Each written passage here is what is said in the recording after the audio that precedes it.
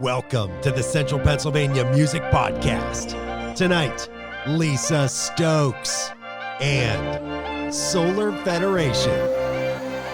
This episode is sponsored by BRP Entertainment. And now your hosts, Daniel Kime and Alan McCutcheon.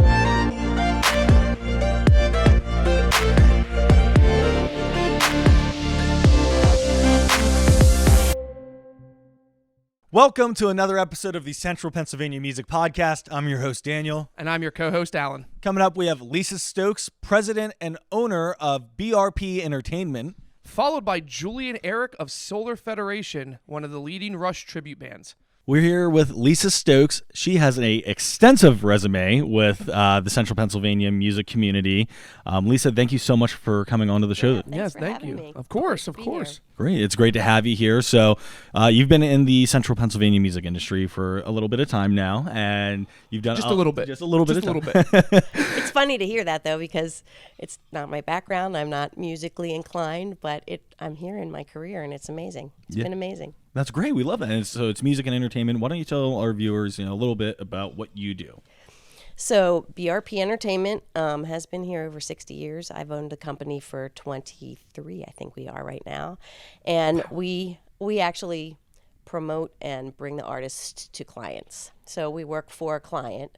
They tell us what they need, if it's corporate, if it's a casino, we don't do many clubs, but for clubs, if we're working with them, they're looking for a certain thing. And then we look at all the artists that we work with and provide the information for them. And then we match everybody up and do all the work to get them on stage and have the performance. That's awesome. Because, definitely we've both been in the music scene prior. Trying to book your own gigs, especially when you're starting out, and something that can be one of the biggest hurdles for musicians. So if you don't mind me asking, what's the process like for an artist to get on your guys' books and kind of have the opportunity to be in your portfolio? Yeah, so a lot of it is word of mouth. When we bought the company, there were, hundreds of entertainers and speakers, because we book speakers also, that were in the database. And so for me, totally new. When I found out about the company, I was working for Penn National as an executive, six-figure executive, and I would be trying to ask who played at your wedding. We need to get our company band, and here I was trying to find them. And so I met Bruce and Holly, and they were selling the business, Bruce Robach Production, and they had it for 37 years, and I did not know there was such a company that could do this, that you could go to and they would give you a bunch of different ideas for something that you wanted and take all the middle work out of it. So, the process for me was sort of easy once I met him. I was like, oh, I can market this. This is amazing. People don't know that there's something like this. Yeah. Kind of like a diamond in the rough situation. Yeah. And, I'm a left brain, right brain believer. Okay. And so you get into it and, you learn. I learned quickly that, a lot of especially the national, people need their people. Mm-hmm. Artists need people sometimes, but the best artists are the ones that can do it all for, and they can get their collateral, especially in the local scene. They can understand how to, work with the client and do all of that. But we're there to try and match the two things. That's awesome. Our goal obviously is to make it so easy for the client. Turnkey, they don't have to worry about anything. They call us, we give them the ideas, we give them the demos, they decide what they want, they trust us. And so back to your original question, which I many times sway from. It's okay. We started with a good database, but we get a lot of word of mouth from artists. Okay. Artists will refer other artists to us, which is really cool. And we know that they're going to refer artists that will, do the job and are professional because they don't want to risk not being called to do theirs. Absolutely. And then clients. So almost all of our artists that we use are referrals. Sometimes when you're reaching out for tributes, we do a lot of tribute work. Okay. So they might not be so much referral, but we have to just look at their promo and try and figure out who we want to use, and then we will call people that have used them to make sure. Do they live up to the hype that I'm seeing right now? Is this all production? Do they sound good live? That's right. Yeah. Yeah. And are they going to show up? Yep. And are they going to be professional with our clients? And that makes those sense. type of things. Yeah. That's awesome. So it's like a network of networking almost to an extent. Absolutely. That's a good way to put it. I'm at the kind of other end of my career now. And I look at it as I get excited because I can provide livelihood for entertainers. I can, match them up to things and have them, who I was talking to you, pursue their dream of what they want to do and keep them working. And so I love that part of it, and as well as, working with the clients. So, and this is kind of a question that we usually kind of save for the end, but I feel like it would even be good now. Like, I agree. Central Pennsylvania obviously has something very special going on in it, and I'm sure that's something that you see a lot in your career. Is this something, and I'm sure you work outside of just the Central Pennsylvania network as well, is that something that you can confirm and verify that Central Pennsylvania really does bring a lot of strong entertainers and performers? Yeah, I mean, it's blown up in the last decade. It's unbelievable when you look at all the venues and everything, and even coming out of COVID, that everybody's gotten back into doing what they're doing. We did 1,500 performances in 10 states last year. Oh my goodness! Wow. So when we go, I don't cover a lot of the shows. We cover a lot of the shows that are at the national level, and it's definitely very dynamic, would be a word that I would say. And I'm from Pennsylvania. I lived here all my life, and when I think of the opportunities that I had when I was younger, I'd have to go to Philly, or I'd have to go to Baltimore. I'd have to do something like that. Now, 100%. Yeah. So now it's here, and the caliber of musician is, it's at a level that I think's great. And we book, a lot of the local casinos and things, and just the opportunity of having a lot of options to send their way. Now, the genre that they need is very specific, For sure. We don't get to really dabble in a lot of the, the artists that are doing original material and things like that, which is, would be fun to do, but it's not where we're at. But Hollywood Casino's not going to hire the local metalcore band for New Year's Eve. And it's like, I get it. I also used to work for the Hollywood Casino way back when. Yeah. And it's like, I remember seeing that. And it's like, they have very specific tastes of what they're looking for, because they have very specific clientele that comes in, and you want to appease the clientele. And that makes sense. Yeah. But you're not wrong, though. I do remember, like, even when I was younger, like, there was a couple of venues you could go to. I mean, to name a few, you had the Champ, you had the Chameleon Club. It also depended on what kind of genre you were trying to go see. But like, outside of when I was like in high school, outside of the Champ, the Chameleon Club, maybe even the Croc Rock in Allentown, like you still had to go to Philly. You had to go to the Electric Factory in Philly and stuff like that, or Ram's Head in Baltimore and stuff like that. Exactly. So TLA in Philadelphia. There was like, you still had to travel. So.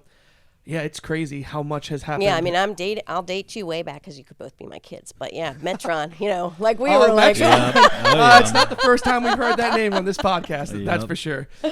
That's where it all started here. Yeah. Well, I guess you guys had the West Shore Hardware Bar. They played live music, didn't they? But that was even later. The Metron was an icon for this area for sure. At least.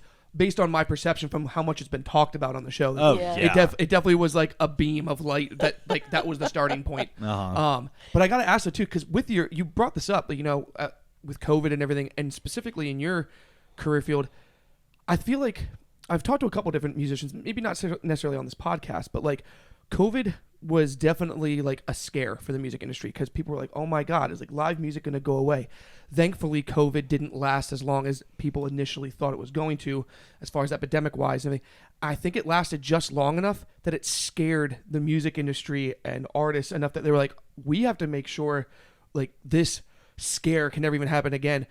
And I feel like I saw like a way bigger resurgence of like live music, but like no matter what it was, from what caliber of artist, any excuse to get out there and get in front of people, everyone took it. Would you also agree that you maybe saw that in your data with what you did, like after COVID and everything was good, you saw like a big resurgence? Yeah, so we were really surprised. It was a good 18 months kind of nothing. Yeah. And when I was just talking to Solar Federation about this, I'm surprised at how quickly it came back. And so that first year, it sort of blew it out. And, maybe some came back a little bit slower. Now everybody's back this last year we were talking about. But I guess I wouldn't say I was surprised, because everybody wanted to get back to work. Yeah. And they wanted to do what they were doing. And I think to me, the more interesting thing was a lot of the people that were doing the podcasts or doing the, virtual type of stuff are they going to come back from that, or is that going to be something that they would prefer doing? But yeah, I mean, I'm grateful. I think this year is going to be the year that we see where it levels. Yeah. Okay. We're going to start to plateau again. It's my prediction. or stay the same. Mm-hmm. Yeah, go ahead. Oh, that was kind of my question.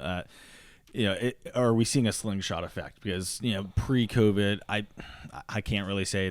I don't really have the data to say, but I feel like live music wasn't necessarily dying. It just wasn't as popular as it had been previously. Agreed. And then once Yeah. it went away, it kind of slingshotted. So as soon as live music came back, bam, everybody was out there performing anywhere and everywhere they can. And now, are we starting to see? You maybe have the data and analytics for this to say, are we seeing it start to drop off, or is it still just kind of floating, or is it staying the same? What are you seeing? So I think it all goes back to lifestyle and, where our culture is in lifestyle. And so everybody wants to have, to make an experience for what they're doing. And so that's the thing. It's the experience. And you want to pay the money because you want the experience, and you want to be able to share it with your family, share it with your friends, share it with your husband, share it with your wife. And so I think that all was really booming pre-COVID. And then we had COVID, and now I think people still want to do this, and they want to have the experience, and so the performers are out there. And I think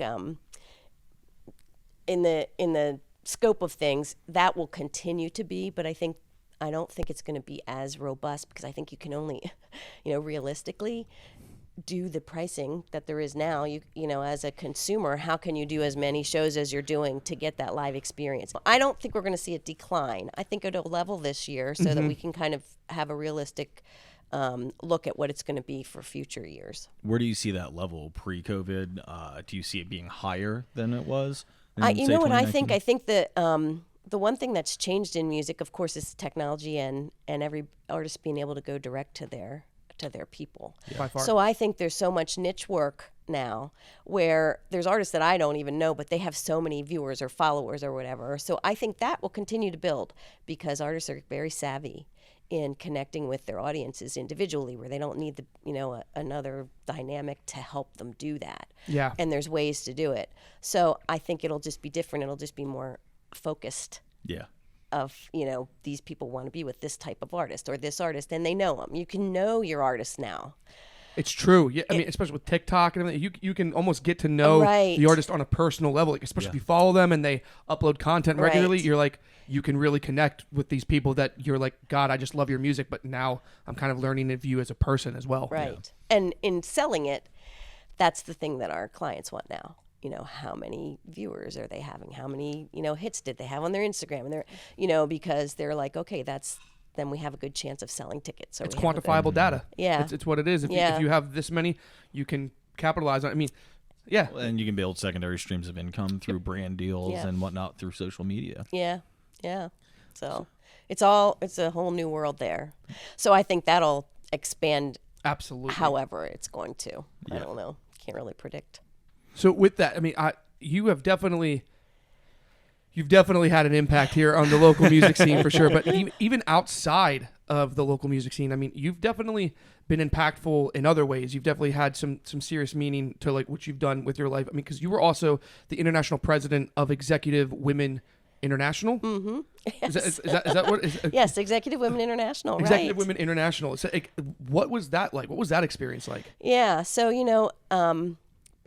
owning a business, being a female in the business world, and I will say, I worked at the racetrack, very male dominated, and cut my teeth there. So that kind of was an experience where, as a woman, I really wasn't intimidated by a lot of things after I was done there.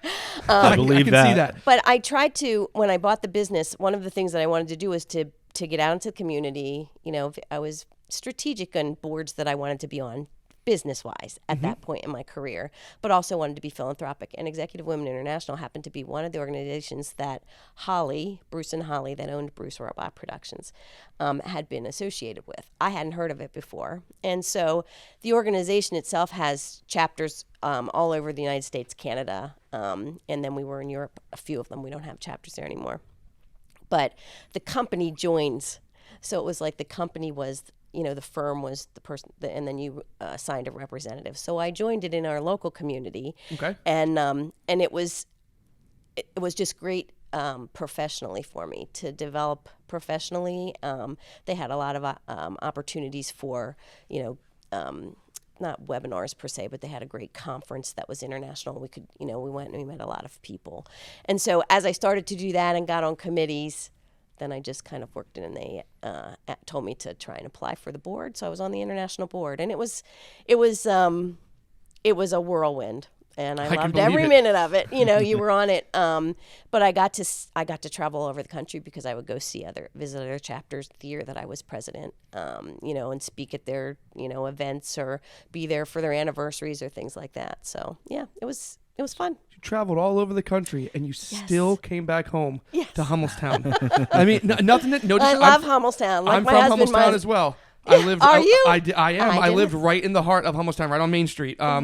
Right across from United Methodist Church. Yes. I lived in the townhouse right there on the corner on the left side. How about that? Go find Alan's childhood home. Woo! Send us a picture and you get a free T-shirt. Yeah, right. Like I said, no disrespect to Hummelstown. Hummelstown it's a great place to live. It's a great place to grow up. Lower Dolphin's a great school district, but it's just crazy that you've done all these different things. You've gone all these different places, and Hummelstown just really Central PA just dug its claws, and you're like, I'm staying. Like nothing's gonna take me away. You know what? It is the best location to live. I think, you know, you are you have access to everything. Yep. And, you know, the 81 corridor gets you everywhere quick, or, you know, wherever you're going. But I mean, you get to New York in a short period of time. You get to Philly, you get to DC, you get to Baltimore. And, you know, if you want to go to Gettysburg, and of course I grew up here, and I you know, my husband and I were childhood, you know, we went to high school together, and then we got married out of high school. And you guys are high school sweethearts? Yeah, how about Oh that? my God, congratulations. That's awesome. You don't get to hear that very often anymore. Yeah, so, and he lived across the street from where you were, you're talking about Trinity United Methodist? Yeah, so his dad was the minister there for many years. Small world. There. How about it? Jinx. That's awesome. Yeah, I used to be part of the youth group there. Oh my gosh, how about that? I was one of the youth leaders for the youth group there. That's so funny. Maybe. No, I don't. No. You're like you could have known my son. So he isn't. My father-in-law's retired. You know, has been retired for a while. But yeah, yes. That's awesome. But Hummelstown's great. You got JoJo's Pizza. You can't beat it. I mean, it is what it is. But that's crazy. So I mean, it's not crazy, but it's just impressive that you have done and conquered so many different things, so many different avenues. Thank you. I don't think that, but thank you. I'm just gonna say, you came in and you gave boss lady vibes immediately. You were like, "Hi, I'm Lisa. I brought you gifts." I was like, "Oh, thank you." And you're like, "Yeah, I'm gonna look around now." And I was just like, gifts. I haven't thought about the gifts. "Yeah, she brought us gifts." Yeah. Oh my goodness. I should have the coffee mugs with my logo. Hunter, can you go get us one? Too funny. So, yeah. You've done so many different things, and I think I'm grateful for all the things that you've been doing to help the local music scene. Thank you. And everything. What you've been doing to help empower women in the business, because you're right, especially like I said, working for the Penn National Race or Hollywood Casino now, as you call it. Yeah. Very male dominated for sure. Yeah. Yes. Complaint wise, so much so to certain degrees. But thank you so much for like what you've done, like for empowering women and building the music industry in our area. And you still serve the community. You're currently on the WYCA Association board. Yeah, YWCA and the Salvation Army. So, like I said early on, I was strategic on boards that I wanted to be on. So, like I was on the Harrisburg Chamber board, you know, and just kind of focused on things like that, and got in committees because I do think you have to be in the arena for people to know who you are and want to do business with you and build relationships. And so it was more strategic now again at this end of my career, I want to be on those boards that are kind of more impactful. I mean, there were times when I was on 8 or 9 boards at one time, and it was a lot with running a business, but you're in a lot of meetings in the middle. But now I serve those two mainly, and I'm on the Visit Hershey Harrisburg board too. But those two organizations just give back so much to things that I think are important in our community. So, yeah. It's certainly important to give back to the community, and that's kind of why we're all here. You know, the Central Pennsylvania Music Hall of Fame is an organization, a nonprofit that is meant to help promote local musicians and aspiring artists. And it's great to have people like yourself that truly, genuinely care about your community and the entertainers around to help promote them and help everybody. Yeah. Well, it is. You are a community. I'm amazed, though, how the Hall of Fame has grown. I was telling Brandon. I saw Brandon just recently at an event. I was like, now they're working on a museum, and it's just the whole word of it and building it and what's the future look like. And then I saw this thing about a pie. I'm like, they have a podcast? I didn't know, because okay. I wasn't on It's the okay. website. We're So I'm like, still that new. is too cool. Yeah. So I just think it's amazing. I think it's pretty cool. Thank you. Keep Thank you going. so Keep doing it. Hey, Thank you so much, ma'am. We're We working on it. absolutely will. Lisa, it was absolutely a pleasure having you on. I would love to see you again sometime here in the future. I'm sure. Sure. Will you be at the CPMAs? Yes, I will. Yes, I will. We Well, will you know, see I'm you. right. Our office is right across the street from the theater, so Oh, I did not know stop that. in. Yeah. Okay, Well, we then will. every we'll have once to in a stop while. in and say hello. Yeah. Hunter, can you toss me that mug real quick? Let's get that on camera. Can we buy these? Can you get these on your website? No, I don't. So whoever wants them, let me know. We'll get you on. I was gonna say. I mean, we Awesome. can Oh, yeah, tell yeah, people to yeah. visit your shop or something. Drive some more. No, sales. just call us if you need entertainment. BRP Entertainment. Please call them and reach out. We will link all of their information below in our descriptions and too sweet. everything. So Thank you. thank you so much. Thank you so much, Lisa. Thanks for having me. Of course. Appreciate it. Great having Lisa on the show. It was amazing to sit down and talk to somebody who's made such a big impact on our local community here. Couldn't agree more. And without further ado, Julie and Eric of Solar Federation. Thank you so much for taking the time out to come and sit down with us, guys. Thank you for having us. Of course. So, Solar Federation, for people that don't know, you guys are a Rush tribute band, correct? That is correct. Yes. Yeah. Mhm. That is a wow. That's a challenge. I mean, there's a lot of bands out there.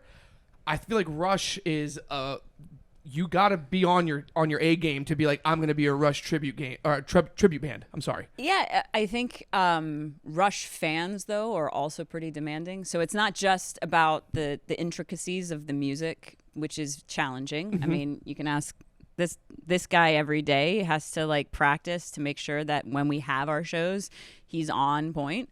Like I think the fans though, they require the musicians to do like a pristine job of the music because that's what they remember Rush doing. I can They're imagine. very passionate. I think all of us, I mean, in the band, we enjoy the challenge. Yeah, it's And you're right that, I mean, when we're playing live, you're always right on the edge. Right on the edge of messing screwing up. up. yeah. That's crazy. It's like an adrenaline rush. Well, because You're if you pay attention too closely to the person right in the front row who might be smirking funny or something like that, you could forget the lyrics or the next chord or whatever it is. But you know, being in a Rush tribute band, it's a lot of fun. We enjoy it. We enjoy the fans tremendously. The band started actually in 2014. Eric and Fedge Herb, kind of met at a friend's wedding / housewarming party, and basically they were chatting about starting a Rush tribute band, and Eric's like, you know, we just started getting back into Rush, and Fedge had been a Rush fan most of his life, and so they kind of just decided that they wanted to do it, and they had actually 5 members when they started the band, and I was not the original lead singer. Okay. And they practiced for like a year. But I remember Eric would come home every night after band practice with this massive grin on his face. He was just so happy to play this music with these musicians. And I was like, can I come to band rehearsal one day? I just want to see what's up. And then he let me come. Well, the first person who was singing, like, I think that he just had too much stuff in his life, and so we had a rehearsal scheduled, and he wasn't able to go to that. Yeah. And I And was I like, hey, just- Julie, Yeah. do you want my wife? Or I was like, hey guys, you want my wife to fill in? Like, she knows some Rush songs, and so Yeah, because Julie I came, really wanted to meet Mike Bitts, Okay. who's the bassist in our band. I mean, like, he's legendary. Yeah. If you don't know Mike Bitts, check him out. I mean, he was in the Innocence Mission, which was a big band in the 90s.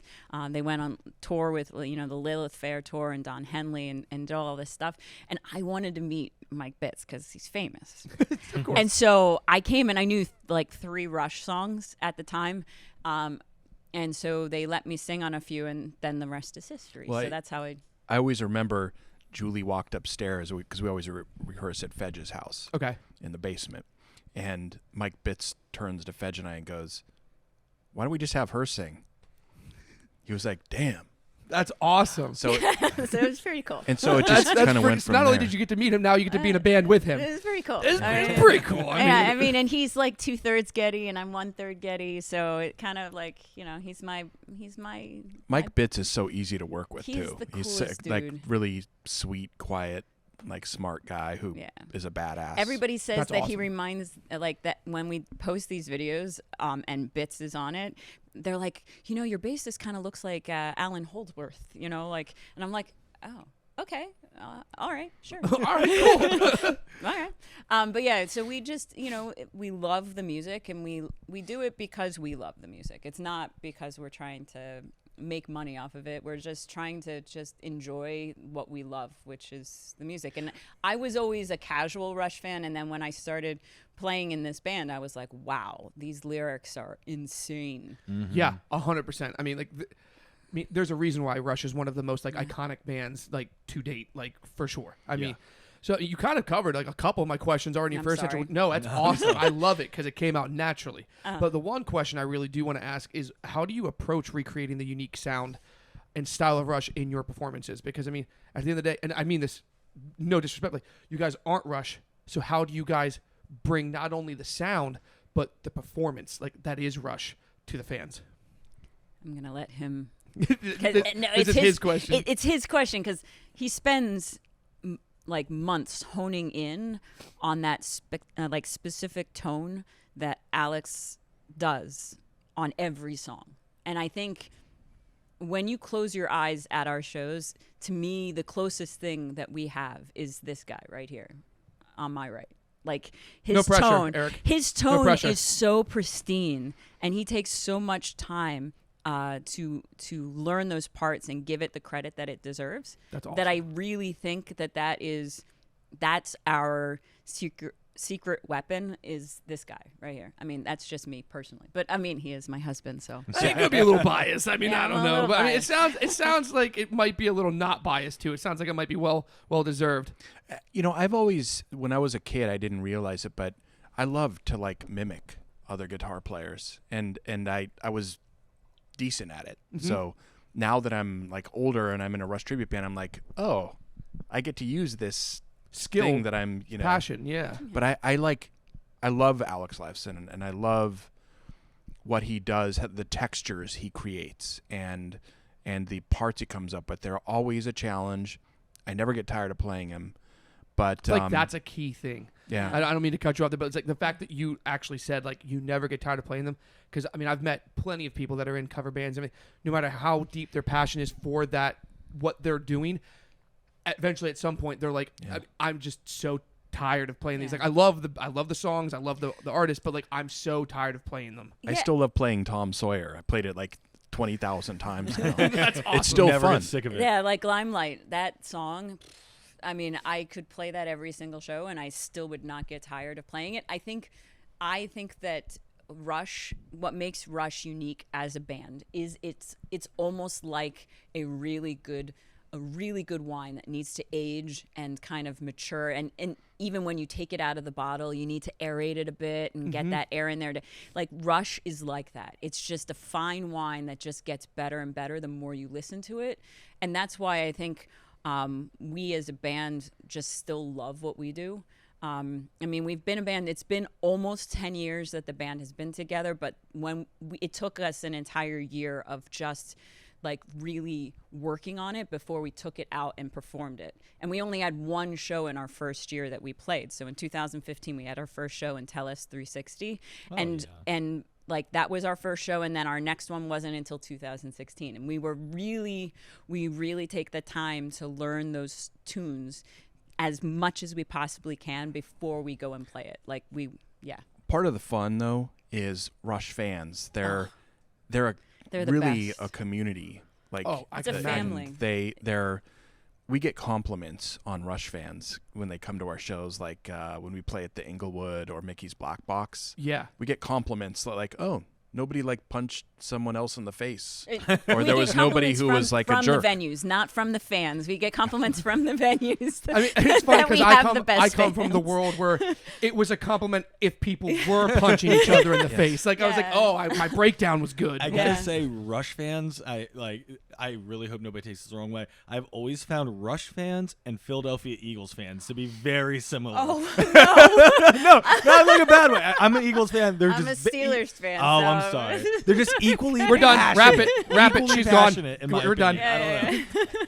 Yeah, no, I think Rush fans are just incredibly passionate individuals. Yes. They love the music so much that they will go to any Rush tribute band show, and they will go just because they love the music, and they just want to support. They want to see the community. Yeah, they want to support anything that supports their favorite band. Absolutely. And I think it's a testament to Rush and what they've done. But the Rush fans are they're just very supportive, and they make it worthwhile to put all the practice in. Because going back to the previous subject, I mean, on the tones, I mean, I think that's very important with Alex Lifeson, and it takes a lot of time and research to like really understand how he got that particular tone for that song. I custom make it to every song almost. So that's what I was actually going to ask. You kind of already answered it. I was going to say, because as a listener, you have plenty of Rush fans that are not even musically inclined, but they just love Rush.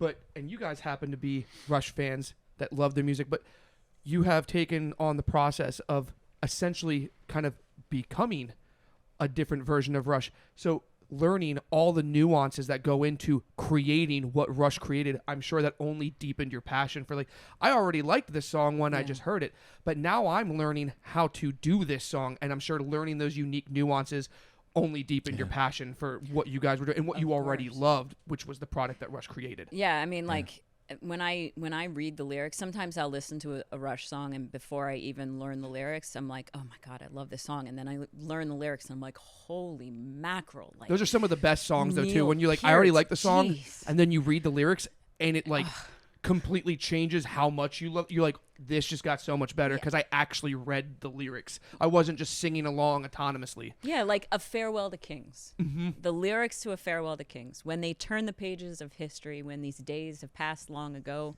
will they read of us with sadness for the seeds that we let grow? I mean, like, Goosebumps.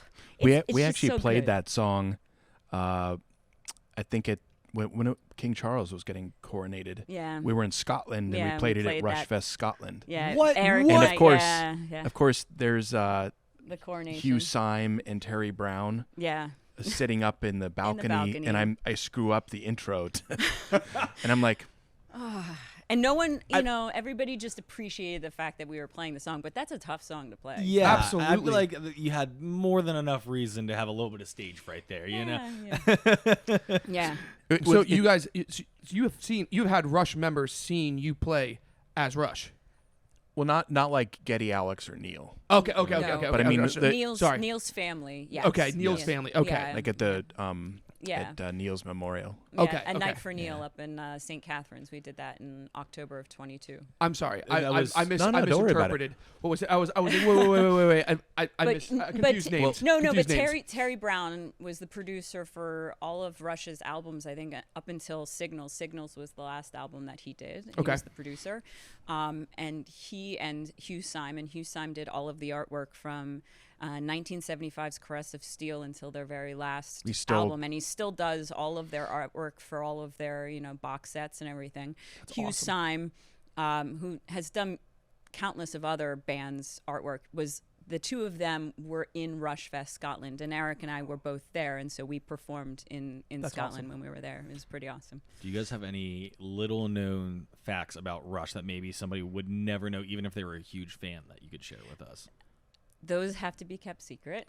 Okay. So there is tea. There is tea to be had. No. You know what? To be honest, I think there's a lot of things.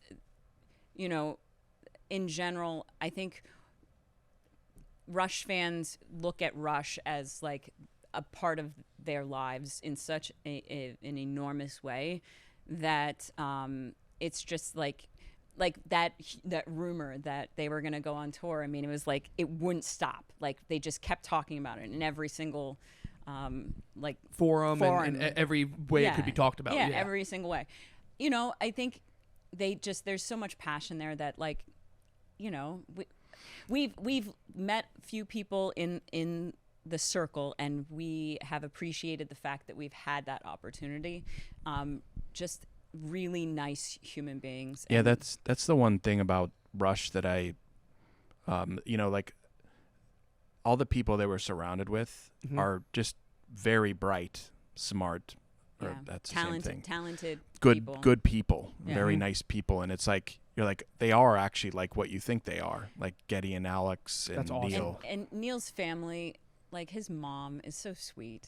Aw. His sisters and his brother, they're just nice humans and just really good people. Yeah. That's what you like to hear, of course, like Yeah. as a fan too. Yeah, and it's when we were in Scotland, we got to like go around the country with Neil's sisters and Hugh Syme, and it was really special. And they are just really good people, and I think that's what we found was that by meeting them, it didn't change anything. We only appreciated it more. And Hugh Syme and Terry Brown are two incredible individuals who we have really appreciated getting to know. So That's awesome. It's amazing. Yeah. definitely a good thing to hear too. 'Cause, I mean, it's the same thing for us. Like when we got to sit down with Brett Michaels, we didn't know like what to expect. We were like, this is Brett Michaels, like of Poison. And we sat down with him, and he could not have been nicer. He was the most like humble, nice person. And like I already liked some of Poison's songs. It's a little before my time, but I can still appreciate all of that. And I like some of their songs. But after meeting him then and realizing like what type of person he was, it almost made me like the music even more, because I'm like, oh, like you're not a fake individual. Like he thanked us for our time. And I was like, dude, you're Brett Michaels. Like, You're what kind do of a you big mean? deal. Like, Like- and that's just the type of person he was. And that was just Yeah. really like, we left there just feeling so good. It was so nice. It was like, you're like probably one of the most famous people I've ever met in my life, and you thanked me for my time. Like that just shows the type of person that some of these They're people part can of be. history. Yeah. They Yeah. really are. I mean, Rush is part of history. Poison is part of history, and that the whole '80s thing, you know. Yep, 100%. We mean- were actually kind of talking a little bit off camera earlier about the history of music. We were talking about like the Pixies 3 and the whole doo-wop era and everything, and it's just like crazy to think about just the trail of history that music leaves through the world. It's just it's The amazing. effect it has. Yes, exactly. Yeah. And I mean, obviously, you guys are part of the CPMHOF.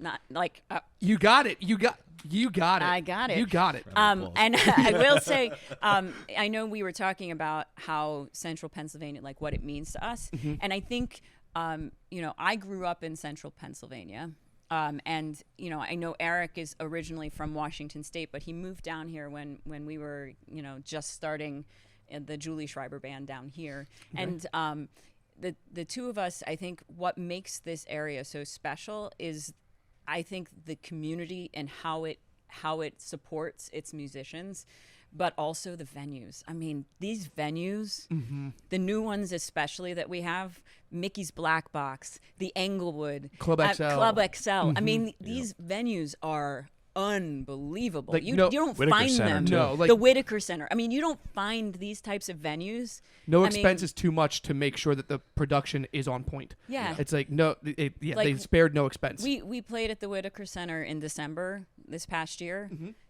What an incredible venue. And I mean, it wasn't my first time playing there, but it was our first time as a band headlining that. And it was just the venue was just amazing, and just the support that the community has for music is what I think makes Central Pennsylvania so special. It really does. I certainly agree. like that answer. And so, I mean, speaking of Central Pennsylvania, I mean, you've definitely made a name for yourself out here in Central Pennsylvania. You've traveled to Scotland to play shows, huge shows. You headlined. The name is escaping me. A Night for Neil. Yes, Yeah. A Night for Neil in Canada. Yeah. You've certainly done some big things, and you've poured your heart and soul into Solar Federation. What's coming up next for you? Yeah, we have and I'm sorry, Eric, I feel like I'm talking the most, and I Oh, apologize. go ahead. This is She's what the happens in our smart one house, out of too. both of us, so it's better that she talks anyways. This is what happens in our house. We have a show March 9th in Delaware, in Newark, Delaware, and then we have a show actually closer to home, March 23rd at Mickey's Black Box, and it actually is a couple days before Fedge's 50th birthday, so it's kind of like a little 50th birthday celebration for the guy. Okay, all right. No better place. Mickey's Black Box is awesome. So it's a fantastic venue, and fantastic management, everything. But the way they treat musicians, unbelievable. unbelievable. Oh my goodness. Their staff there is amazing. I know. We interviewed August Burns Red there, and I mean, we just kind of walked in, and the staff was just so helpful. Like, yeah, here, you guys. So accommodating. Area. Yes. And I love the fact that they allow all ages. I mean, that's really huge. It's such a cool venue too. It is, yes. But I agree with you. Like, it's that's even huge. regardless. Like, I mean, we could go down a rabbit hole on that, but regardless of genre, like whatever it is, like if you want someone to develop a passion in music, and if they show interest in that, especially at a young age when they're so creative and their mind is ever expanding, you should not restrict live music, because that is something that can unlock like a core memory for that child, and they're like, that's what I want to do, and that can fuel them for the rest of their lives to achieve that dream. It's so much different. Like, I've met people that like they remember their first concert when they were a kid, and the way they describe it is in such vivid detail, even though they were like 9 or 10. And then you meet someone that their first concert or live performance they ever saw was when they were like 18 or like in their early 20s, and all they can remember is like the band, and like that's it. And like that's the key difference. It's like it's obviously not having as much of an impact on you. No, I mean it could. I'm not saying it won't, but like it's a guarantee when you're a younger child and you're seeing that and it speaks to you, it's gonna stamp a lot harder. I remember my first band that I ever saw. Our drummer Fedge actually was just talking about on a podcast he did recently about this young girl who the father brought her back to basically, talk to him because she was into drums, and she was scared to talk to Fedge. Like, he was like, and it was just interesting for Fedge, I think, to see that this kid is like nervous to talk to him because he's playing Neil Peart's parts, Yeah, and I think that's what's awesome about what we do, and the fact that we have so many venues where they are all ages, because we want to keep. That's the main reason why we play in Solar Federation. We want to keep that music alive. Absolutely. That's the most important thing. And to get that younger generation to see that live, no matter if it's Rush playing it or someone else playing it, to see that music played live is very different than listening to it on an album or, like streaming it, right? It's completely different. And so having that younger generation, that's, I think, the most special part. Especially is a lot, and you guys are obviously doing a good job, like crushing these performances, which is like, and to go with that, Rush, it doesn't matter that Rush came from the 70s, went through the 80s or anything. Rush's sound, it can definitely be described as timeless. It does not matter what time you're listening to it. They are such a unique product, and that's why they are as iconic as they are, is because no one else sounds like Rush. Rush is Rush. Yeah.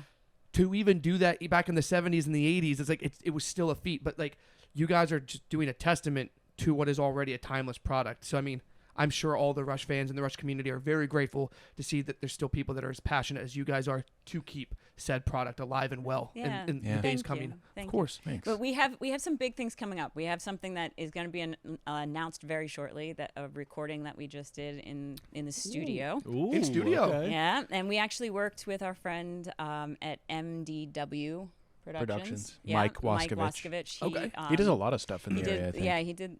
He recorded our band members, and then we worked with some other pretty large names for that, and we'll be doing some things. Is there an NDA signed on those? No, not really. I mean, it's just we want to make sure we do it right. Absolutely. Wonderful. Understood. It's interesting. Mike from MDW, it's almost like he's part of the band, because he's the guy who he's the connector. Fedge and I met through him. Yeah. Oh. And then I think he's the one who got us connected to our management. Yeah, and he helped us record this track. Yeah. Honorary member. Yeah, he's like the honorary member. Yeah. He just stands in the back with like a wood block, and he's like, he's like, and they're like, and Mike, everybody, and he's like, he actually also helped connect us with our management company. Yeah. That's awesome. So I mean, he's like the Solar Federation whisperer. He is the whisperer. I call him the connector. He's the great connector. There is, I don't think there could be a more intimidating nickname, music or whatever business. It's like, who's that guy? It's like, oh, that's the connector. And it's like, I don't want to piss that guy off. Well, it's like we were just talking with Lisa about, networking is everything. It is. Well, speaking of Lisa, actually, some of the other things that are coming up are we're trying to branch out. I mean, our home base is PA, but Sure. we want to, get into some of the other surrounding states, and we just worked with BRP Entertainment on something in Toledo, Ohio. We haven't announced it yet, so I can't go in any further, but I mean, we're trying to technically just... you just did, you but just it's okay. did. I like what you did there, though. That's fine. It's a little teaser. It's a little Yeah, breadcrumb. yeah, You yeah. like that? Okay, stay tuned, Yeah, and you'll get some more. And then we just officially got announced and we accepted. We're just trying to work out the logistics of playing with the full band in Scotland. That would be 2025. In 2025. Oh my gosh. Yeah, Dude, which congratulations, That is- man. Yeah, Yeah, so seriously. it's pretty awesome. Yeah, You guys are doing some pretty big things. Like, we're trying. It's going to be interesting It's fun. replicating my rig over in Scotland. For me, I have no problem going to Scotland. I just have to bring my little microphone. She has a little box that she she carries like it's a funny you briefcase. say that. So, like, there's always the known, like, story, like the funny story that the vocalist never helps carry anything. Oh. I think I did for sure. I helped, but I would always make the joke whenever I performed. I had my same thing. I had my little bag for my microphone that I used, and I would always do it every show. When we'd be done, we'd be breaking down. I would grab my bag. I would take my microphone. I would set it down on the stage. I would unzip it, put it in there, and I would just like get my guitarist or my bass. I'd be like, hey, I need help. And we would literally squat down with our fingers on each corner of the bag and like 2-man lift. And I would make them do that because I was like, if you don't do that, I'm not helping you carry everything else. And so they would do it, and we would just 2-man carry this Nice. microphone out. Yeah, he won't let me carry Before the stuff. show, I don't Yeah, let her do anything like that because, like my belief is a vocalist. I want her fresh and not tired because the vocals are affected much more. Oh, they 100% are. Yeah, I mean, I've played sick before on stage, and you can still get it done. Yeah. Whereas vocals, no. No. And if you're getting tired, then so I don't let her really do anything It's before. also, it helps to have your husband be your guitarist. I mean, I definitely could see some gonna be a pros perk, there. Yeah, I mean, Sure. like, yeah. So, I mean, with all of these other announcements that you guys have coming up and everything, I think we also have a little bit of an announcement here that we are going to be graced by a live performance from you guys here on the show, correct? Yeah. Yes. I'm very excited to hear this, and I'm sure all of our fans are. You guys ready?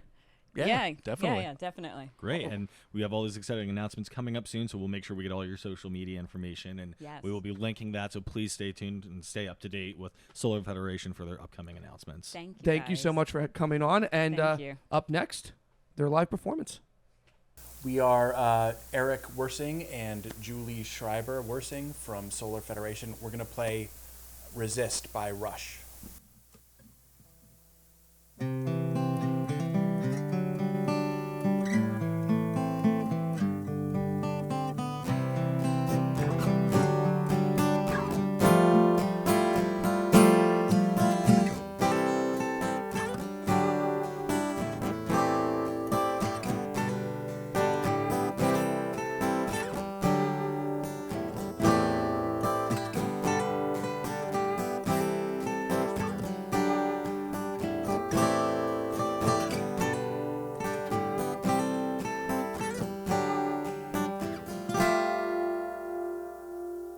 I can learn to resist anything but temptation.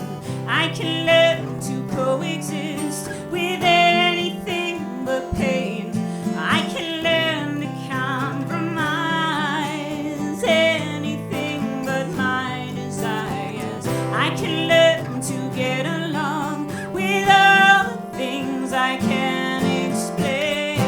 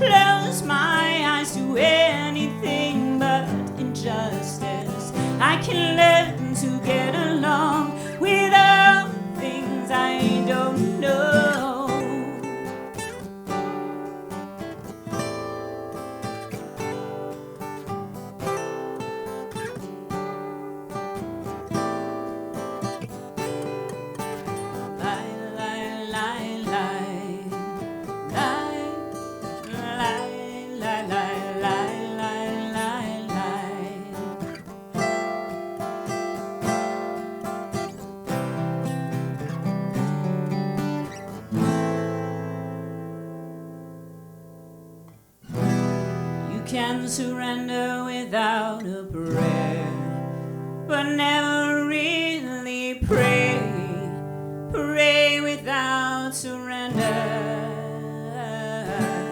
You can fight without ever winning, but never ever win without a fight.